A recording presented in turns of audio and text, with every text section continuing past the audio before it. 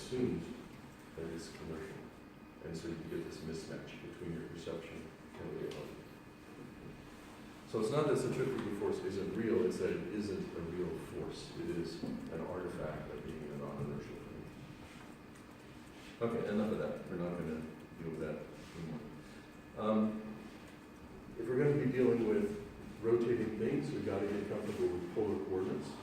And there are a few results I'm going to get into today before we leave this. So remember, always coordinates are our choice, not nature's choice, but we can make intelligent choices or we can make stupid choices. And this is what happens when, Why is that screen? This is a polar bear. This is a Cartesian bear. Is that real bear? It's a joke. It's Photoshop. No, Cartesian axes are square, right? Cartesian axes, polar axes, right? That looks So stupid. so the point is, if you look at the world, at round things in Cartesian axes, you're mismatched. So this is just a joke. That has no eyes. Also photable. It's Okay. hard to hear it. So enough about the bears. Let's talk about the coordinates. So we can always change coordinates anytime we want. If our world starts in Cartesian coordinates, when we go to two polar coordinates, we would relate them one of these directions. The x coordinate is our cosine theta, the y coordinate is our sine theta, vice versa if we're going the other direction. Okay? Now, it's the problem that tells you what kind of coordinates you will use. And rotational problems are always going to look nicer than polar coordinates. UCM, uniform circular motion. Right. So in uniform circular motion, the body is always a constant distance from the center. Angle changes uniformly in time. So this little thing here is a complete description of uniform circular motion. R is a constant. Angle is omega times time. Done. What could be simpler? If you write that in Cartesian coordinates, we have to bring in trig functions. No. So that x is going back and forth, and back and forth. Y is going up, and then up, and down. And that's not so bad, but it certainly is different, and this is certainly simpler. Right?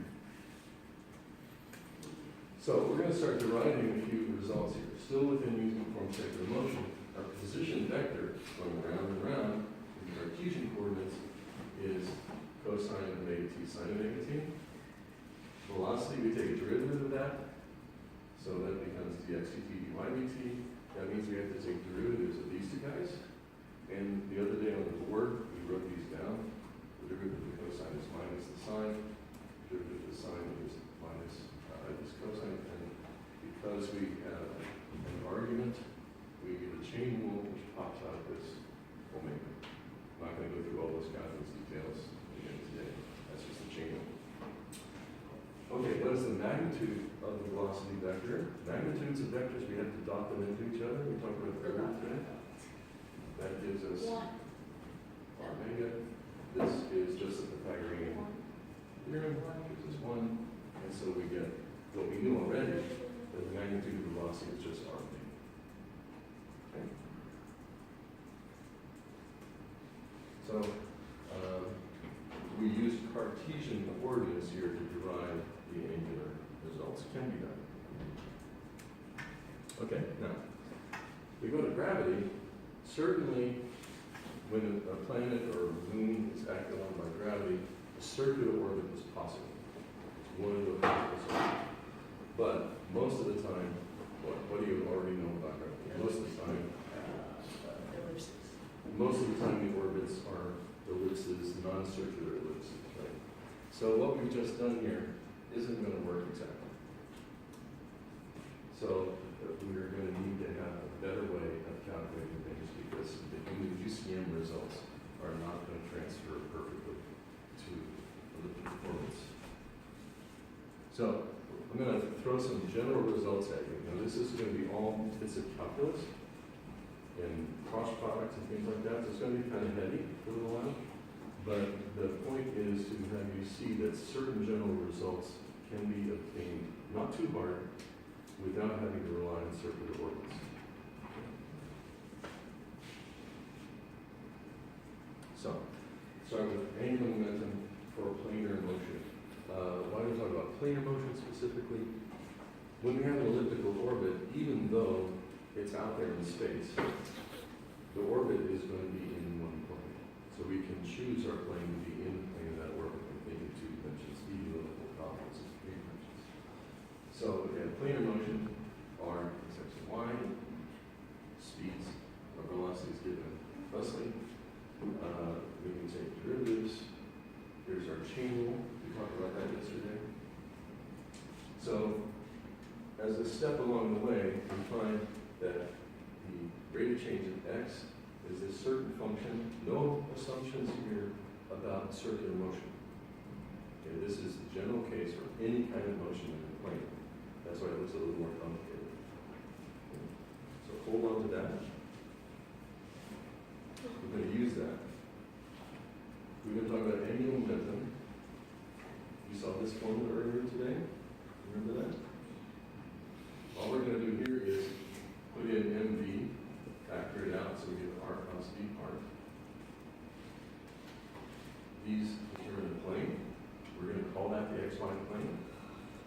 Now, we learned from our cross products that if these vectors lie in the xy plane, where is the angular momentum? It's going to be in the z. So even if we want to think just about the plane, we have to think about the angular momentum pointing out in the 3rd dimension. One little trick, and when that happens, the z component is just x, y, z minus y, x, z. Remember that? The formula for the cross product. Now we're going to substitute from the previous page. We derived these things here, right? So we're going to use those because we're going to take, look at these derivatives right here. This is the velocity in the x component, and this is the y component velocity, and this is the x component velocity. So all we're doing in these 2 lines is substituting them in here, goes to there. Now the rest is simplification, a little bit of trick. So what happens? We're grouping the theta dot terms together. See those 2? We're pulling those over here. And we have, I need my pointer, getting too much in the way. So we have a term of theta dot in each part. We have a term of r dot in each part. The r dot parts cancel. Now it doesn't look immediately like they cancel because this is a sine and has a cosine. But what is x? It's r cosine theta, right? What is y? It's r sine theta. So these 2 terms, y and cosine and x and sine, actually cancel each other. So that's gone, that's gone. What's left of the terms with the theta dot in them? What's those 2? That's x and that's y. And why is that? Because x is r cosine theta, y is r sine theta. So we get a cosine squared and a sine squared. They combine. X squared plus y squared is just r squared, sorry. So we get to here. What is theta dot? Theta dot is just omega. So what we have done is we have derived that the angular momentum for any planar motion, we haven't even said ellipses here, okay? Any planar motion is simply this, where r and omega may be changing in time. Okay? That's going to be one of the little results we're going to use tomorrow. The point of showing you is just to show you that there's not that many steps, and the steps have to do with just taking derivatives and using a little bit of trick. Okay, we're going to go a little further. We're going to show that angular momentum is conserved for central forces. So here's our angular momentum. Again, we're just going to put in mv here. So we're focusing on r cos theta. We're going to take a derivative and use the product rule. Now, we're going to use the fact that r r dot is the velocity, and that v dot is what? Acceleration, right? And it gives us something from ma. This goes right here. We bring m in with the acceleration to give us f. This is ma, so we equate that to f. So now we have a nice little relation here. What's true about this? The easy fact here. the velocity D, vector. DT, no. The different DT. Zero. This is zero. Why is it zero? Oh, Because which does make it zero. the cross product of parallel vectors is zero. Thank you. Remember that. Very good. So this is automatically zero. What we have left here, r cross f, we're going to now bring in the central forces fact. What is it about central forces? Oh, that's also Being zero. central. If it's central, the force is parallel to the radius. So for central forces, this is parallel vectors cross producted, which is also zero. So deriving. So this is zero for free. This is zero because of it being a central force. So we have just proven in a few lines here that angular momentum is conserved in any central force. We'll use that instead of that. Okay, this is more lines, but it's similar stuff, so just stay with me. I want